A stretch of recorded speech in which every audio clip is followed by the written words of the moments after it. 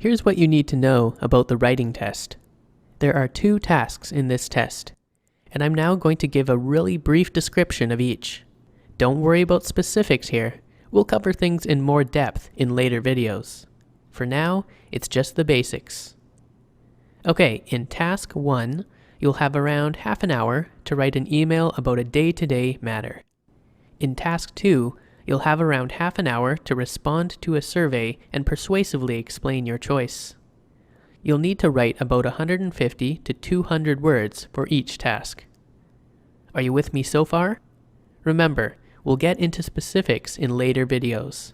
For now, let's focus on some general points that apply to both tasks.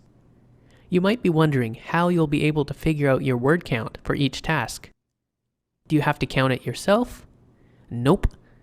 The computer displays your word count at the bottom of the screen, and you'll be able to use spell check, copy, and paste, just like you're probably already used to.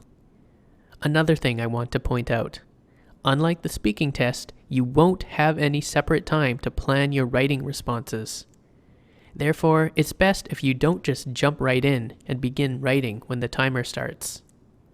Take a few minutes to plan your response before you write. In fact, you'll be given notepaper and a pen during the test to help you with this. You don't have to make any notes if you don't want to, but it's something to keep in mind.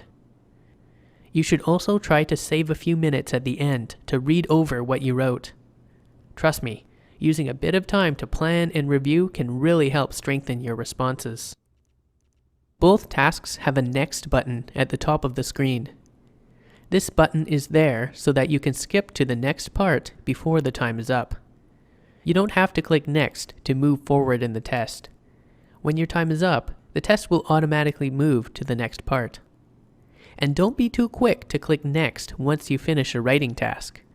Once you do that, you can't go back. And you won't be able to carry over the extra time. So the only benefit to clicking Next before your time is up is that your writing test will end sooner. If you have any time left over after answering a question, you might want to use it to check over your response. This was just a quick overview of the writing test.